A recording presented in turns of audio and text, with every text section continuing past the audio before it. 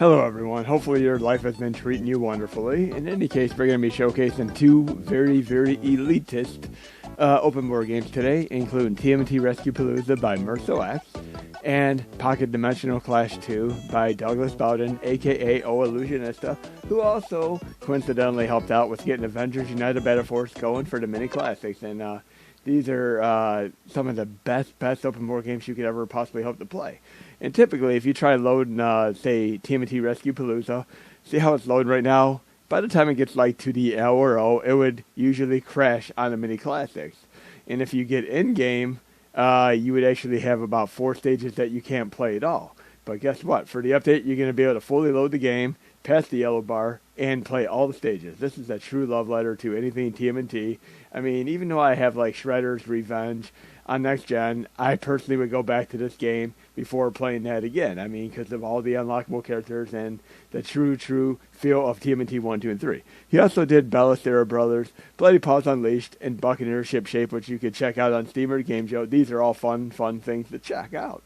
And I believe he did like a Game Boy TMNT remake that you have to check out too. That was really cool. I'm pretty damn sure he was behind that one too. It feels like his style. But awesome sauce here. And just everything about this game just oozes of quality. And I have to say, like, for many years, I have not been a fan of homebrew or fan-made games whatsoever. I mean, I would play them and go, meh. Play them for like 30 seconds. I'm like, this is okay. You see people talking about how great these games are. But then, even nowadays, Dreamcast is still, like, revitalizing the potential of how awesome the system is with, like, fresh games. I mean, even looking back a few years at a game called Stormwind, that is one of the best shmups you could ever play in any conceivable system. And of course, as we're getting like newer games out there, IPs and all that, you're getting microtransactions and all that. But guess what? You don't have to worry about microtransactions on these fan-made games in general. So let's check this out. We have Leo, Mike, Donatello, Raphael. And you see that there's another TMNT R-rated movie coming out to like Paramount within the next year or so. That is going to be pretty cool to see how that turns out. Let's get in game here. And one of the stages that I was a little bit disappointed it wouldn't load was actually the snow stage. And that is actually, if you remember, one of the bonus of the 2 stages that are in TMNT 2, the arcade game for NES. And I remember just playing that with my buddies like countless times. I'd easily play the NES version of TMNT 2, the arcade game, over the arcade game just because of those unlockable stages and all them other fun things. But fun stuff. And how many other games can you think of that you like played in the arcade, then you went and played the home port, and you're like, man, I really like playing this at home better than the arcade version. Sometimes they add like je ne sais quoi fun stuff to make it a more enjoyable experience. But 2 of these games I'm going to showcase today are just top notch. I love this little Amish reference to the original TMNT 1 by Ultra Games, aka Konami, in disguise. I mean, because you might remember Nintendo allowed companies to only have like 5 games per year to kind of have quality assurance control. But Konami had the guys of Ultra Games, and they did like Defender of the Crown, Skate or Die, TMNT, and so on. Right here, if you typically try to click into Park, it'll just like cancel itself out. But it is now going to be fixed for the update. And again, we're going to pick Raphael for this first stage. And just awesome stuff there. And like I said, I have Shredder's Revenge. I played that for maybe 10-15 minutes. I'm like, this is pretty fun. But this game here, I played for hours. Enjoyed seeing all the unlockable characters. And look, it's just fantastic. And it's also incredibly challenging. I mean, you're not going to get to this game the first time. You're going to be having to play a fresh game here. Some cool stuff here. We got special moves. We got everything we need. Let's get to the first boss, see who characters we can unlock. It's awesome. And I remember like loving TMNT 1, even though we had the seaweed stage that was just so damn hard. Reminded me of like Mission Impossible, which I believe was also by Ultra Games. Remember Mission Impossible for Nintendo? I've never beat that game yet. I consider that impossible mission without a doubt. And I finally was able to beat like games like Silver Surfer. And the thing about Silver Surfer, it's a lot like Gradius, where if you die too soon, you're going to end up screwing yourself. You need to maintain your power-up abilities, and then you have a shot.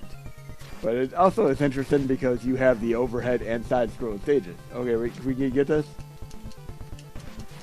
Oh, I missed that power-up. It's like when you're playing Space Invaders and that big UFO comes overhead and you end up missing it. It's okay, though. I'll be fine.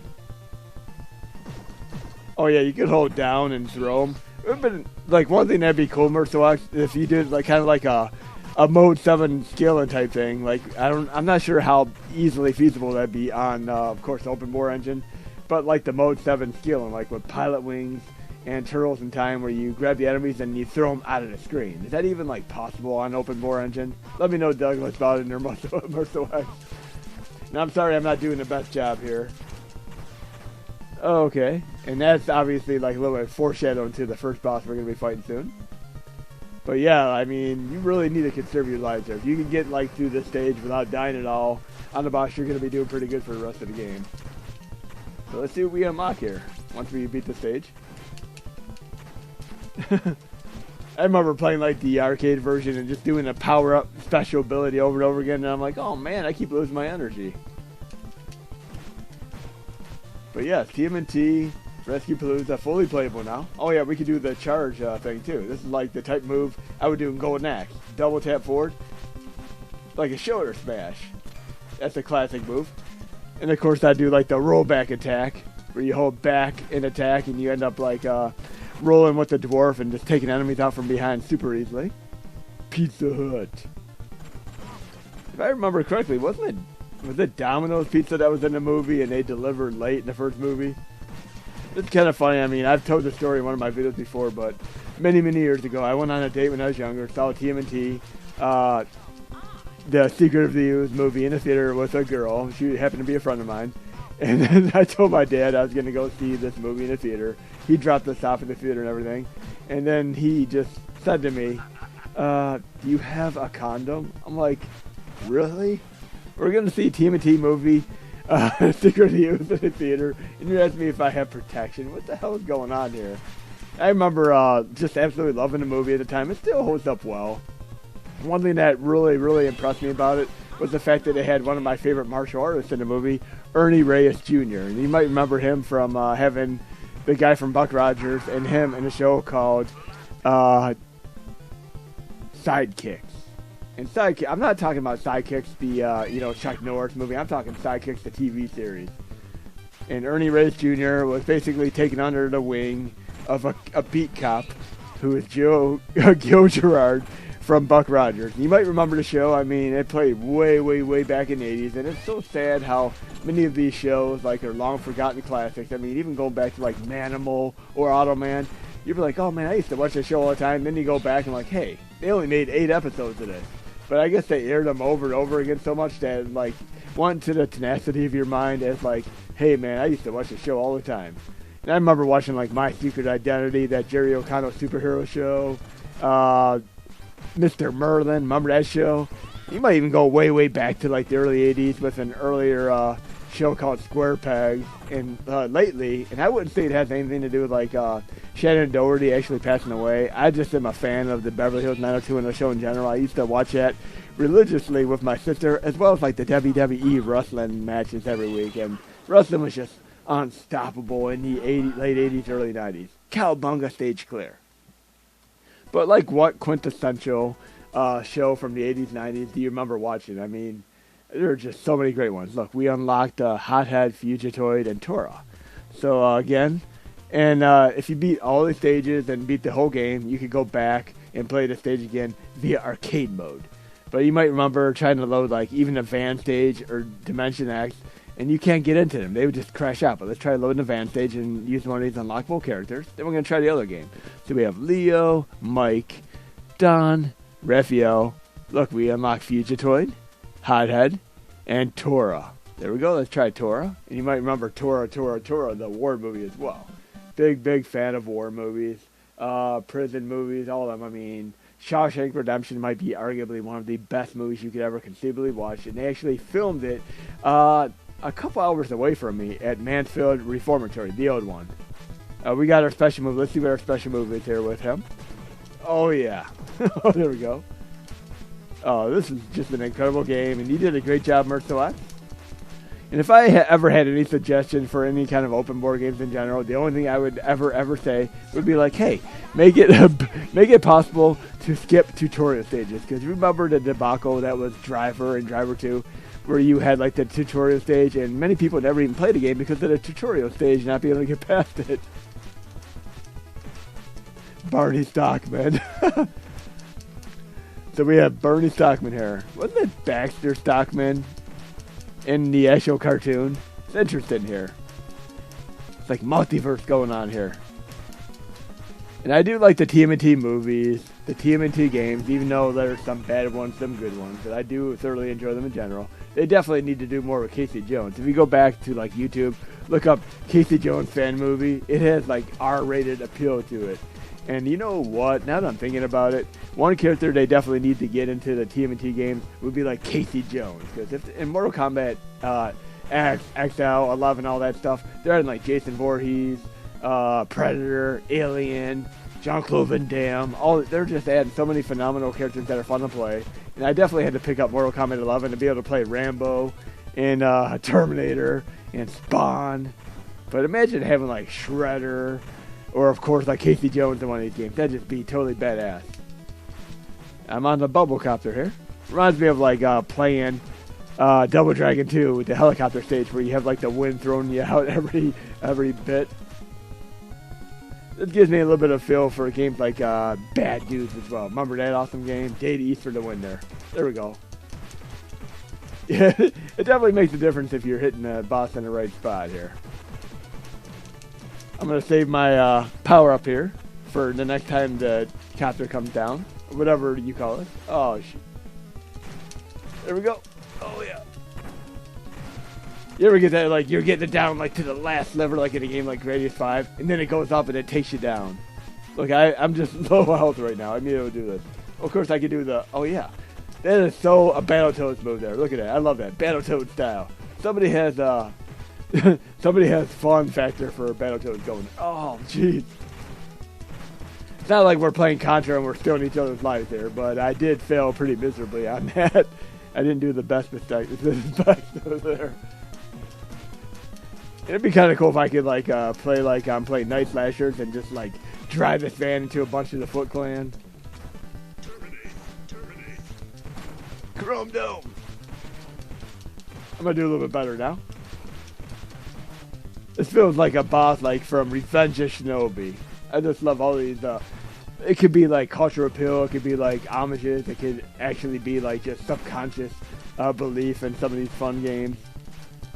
It's like Shredder, and you might remember playing like the original version 1 of like Revenge of Shinobi. You might remember there's like a V2 revision and all that, but you had characters like Joker, Rambo, Spider-Man, Batman, Godzilla. They were all in Revenge of Shinobi, and even playing like future versions of Revenge of Shinobi, they almost always had like a Godzilla style reference. Look, Mondo Gecko, Ace Duck, Chrome Dome. So let's do one little bit more stage here and see what kind of character we could do. Dimension X is another stage that you can't typically play. So let's see what we have here. We can tap left to go to the other characters. Chrome Dome, he's got some high power there. Okay, Chrome Dome's our one here. Let's see what kind of power he has in Dimension X and see what his special ability is. Dimension X story. And I do remember some of these like time travel episodes of the original TMNT. And this is kind of funny because you go back to the original TMNT. Wow, this guy is pretty damn big. I didn't realize he's this big. Oh, wow, that's awesome. It's like doing the Killer Instinct and using like the cheat code to make them much, much larger. Cool. So slow movement, but brutality here. Let's see what a special move is. Oh yeah, ground stomp. So yes, awesome sauce here. 4-player mode activate. Just phenomenal game. Thank you, Merso X, for just giving me hours and hours of enjoyment with one of the most elitist open board games you could possibly consider to play. Now we're going to do one more open board game by going back to the main menu. Let's do the Battle Clash one right now. Should we say Pocket Dimensional Clash 2? A little bit of a multiverse appeal here with characters from various Capcom games with their various levels. Kind of reminds me of like the awesomeness of playing like Konami World 1 and 2 for NES, Famicom. I mean, you get like Simon Belmont in Contra stage, and Bill from Contra in Castlevania stage, and so on. You even have like the Proteus and Gradius characters.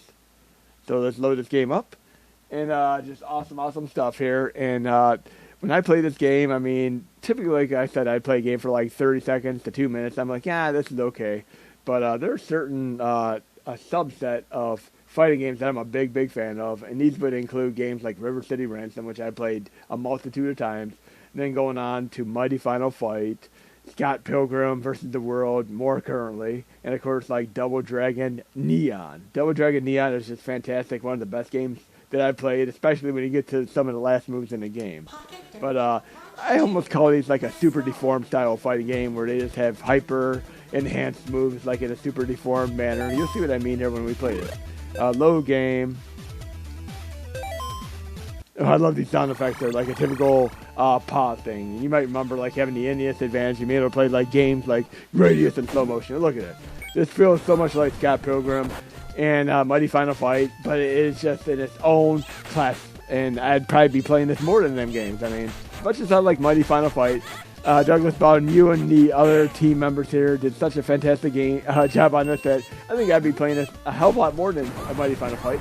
Not to mention that we have, spoiler alert, characters from Mighty Final Fight in this game, so we basically have like a spiritual successor to Mighty Final Fight. And then we have like hypers like from Street Fighter games. Fantastic game here, one of my favorites, and I love the fact that you're doing like levels from different games. I mean, a little bit of a spoiler alert, you're going to be doing Double Dragon stages. And I also was a big fan of Battletoads Double Dragon crossover game, but the only gripe I had with that game, it was just too easy. I mean, you get to like the rocket section, you have no trouble, whereas if you play like Battletoads and Battle Maniacs for Super Nintendo and Battletoads NES, you can't conceivably beat the game whatsoever in two-player mode activate, no matter how good you do. They're just incredibly difficult in two-player mode activate. I think there's actually a bug in NES Battletoads, which makes it almost impossible to beat in two-player mode activate. As far as like streaming services and such, I mean, in theatrical movies, I watched Deadpool versus Wolverine. That was a fun movie, and I got a kick out of it. And I do kind of find it interesting, just the fact that Deadpool 1 and 2 were not released in China whatsoever, but the Deadpool 2 Once Upon a Time, kind of like the Princess Bride remake, made it into theaters in China, and Deadpool 3, aka Deadpool Wolverine, made it into China. I mean, it's interesting how they're actually more accepting of the R-rated Marvel Disney movies. Okay, so my character, Blink, Alfred, Captain Commando, and it even says what games they're from. That is awesome. So we'll do Captain Commando. He's also like an Easter egg in quite a few Capcom games. You have like the symbol for like Captain Commando, even in games like 1942 and Gunsmoke. There we go. Oh yeah, that was awesome. Remember Captain Commando, the arcade game? That was great too. Some just truly classic characters. And one of my other things I love in games in general like this, like Scott Pilgrim and all that, is the fact that you can actually like upgrade your characters and build your stats, get more moves and all that. I mean, just this is so awesome as a game. I'm going to be playing this on TMNT Rescue Palooza to the end. And you folks will be able to play this with the update as well. The cool thing is like what stages these are from. So I guess like Douglas Baldan, one thing that'd be kind of cool would be like actually putting out what stages these games are from. Like for people who are uninitiated to the game, if you have like a Double Dragon stage, maybe like have some reference when you're loading the stage as to what stage it's actually from. And again, I'd love the ability to be able to skip like tutorial stages, especially if you're like doing test demonstrations for people on YouTube. You want to be able to like get into the game, do a new game, and not see the tutorial stage.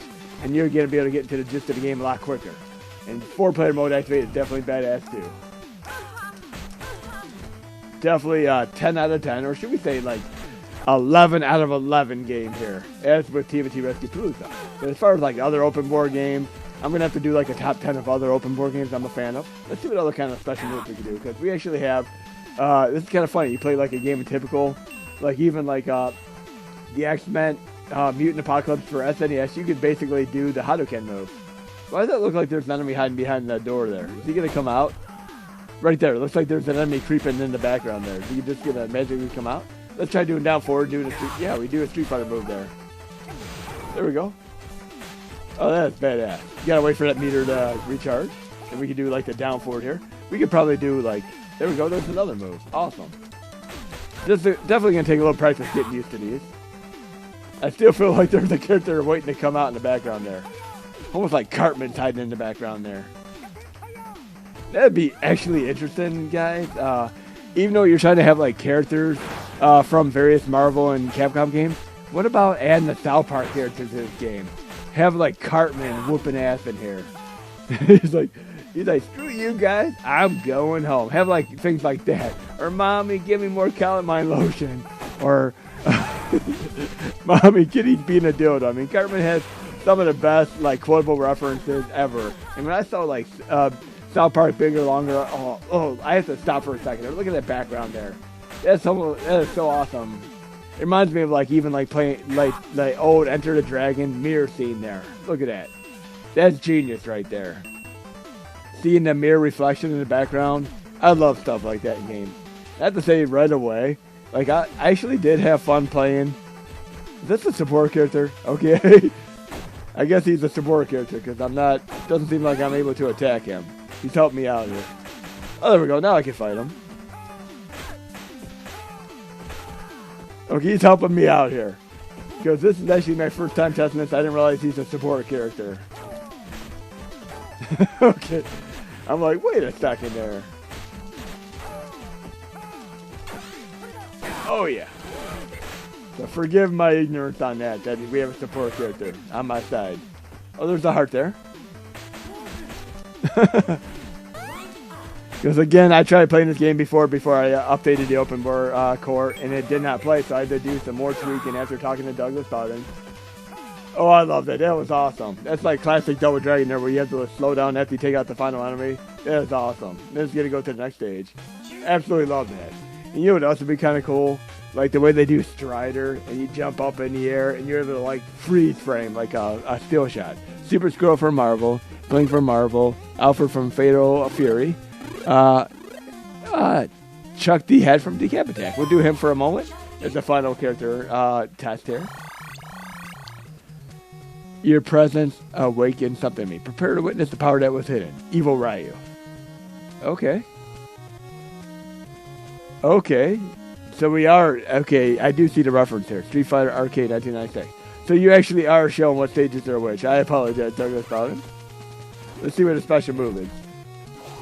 Oh yeah, that's awesome. I remember playing Decap Attack on Genesis, aka Mega Drive. That was a fun game. What would you say your favorite Genesis, aka Mega Drive game is? For me, I actually would say Shadow Dancer. You know, Secret of Shinobi was one of my absolute favorite games.